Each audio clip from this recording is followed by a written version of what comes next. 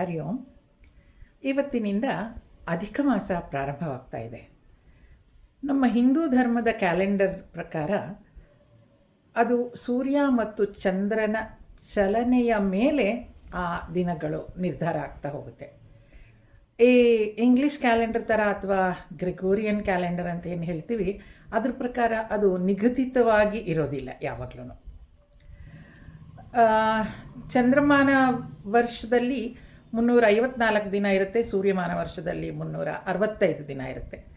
ಅಲ್ಲಿಗೆ ಬರುವಂಥ 11 ದಿನ ವ್ಯತ್ಯಾಸ ಏನಿದೆ ಅದು 3 ವರ್ಷಕ್ಕೊಮ್ಮೆ ಎಲ್ಲ ಸೇರಿಕೊಂಡು 1 ತಿಂಗಳ ಥರ ಆಗತ್ತೆ.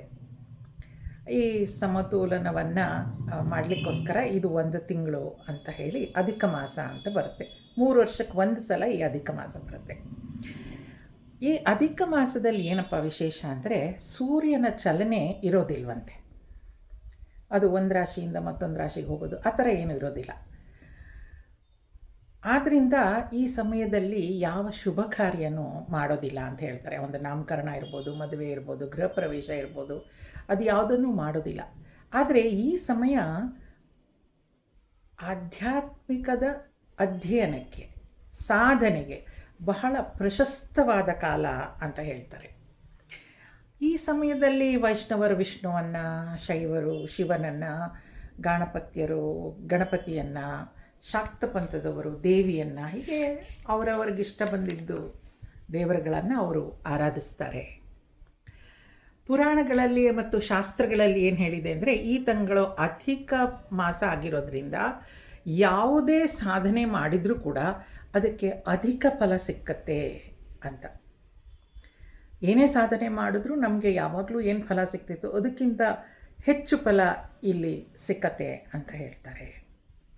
ಆದ್ದರಿಂದ ಈ ತಿಂಗಳೇನಾಗಿದೆಯಪ್ಪ ಅಂತಂದರೆ ನಿವೃತ್ತಿ ಮಾರ್ಗಕ್ಕೆ ಪ್ರಶಸ್ತವಾದ ಸಮಯ.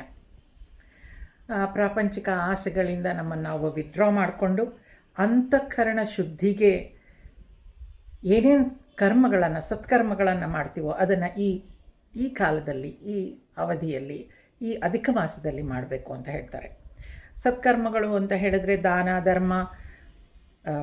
ದಾನ, ಗೋಸೇವೆ, ಪೂಜೆ, ಯಜ್ಞ, ಹವನ, ಹೋಮ ಏನಿದ್ರೂ ಕೂಡ ಅದು ಈ ಕಾಲದಲ್ಲಿ ಮಾಡಿದ್ರೆ ಅದರ ಫಲ ಅಧಿಕ ಫಲ ಕೊಡುತ್ತೆ ಅಂತ ಹೇಳ್ತಾರೆ. ಈ ತಿಂಗಳು ಬಹಳ ಪ್ರಶಸ್ತವಾದ್ದರಿಂದ ಯಾವುದಕ್ಕೆ ಪ್ರಶಸ್ತ ಅಂತಂದರೆ ಇನ್ನರ್ ಪ್ಯೂರಿಫಿಕೇಷನ್ ಮತ್ತು ಟ್ರಾನ್ಸ್ಫಾರ್ಮೇಷನ್ಗೆ. ನಮಗೆ ಮನಸ್ಸಿನಲ್ಲಿ ಏನು ಬದಲಾವಣೆಯನ್ನು ತಂದುಕೊಳ್ಬೇಕು, ನಾವು ಯಾವ ರೀತಿಯಾಗಿ ಉತ್ತಮರಾಗಬೇಕು ಅನ್ನೋದಕ್ಕೆ ನಾವು ಪ್ರಯತ್ನ ಪಡಬೇಕು ಅಂತ ಏನು ಮಾಡ್ತಾಯಿದ್ದೀವಿ ಅದಕ್ಕೆಲ್ಲ ಒಂದು ಸಮಯ ಇದು ಬಹಳ ಸೂಕ್ತವಾದದ್ದು. ಆದ್ದರಿಂದ ಎಲ್ಲರೂ ಅಧಿಕ ಮಾಸದಲ್ಲಿ ಆದಷ್ಟು ಆಧ್ಯಾತ್ಮದ ಸಾಧನೆಯನ್ನು ಮಾಡಿ. ಹರಿ ಓಂ.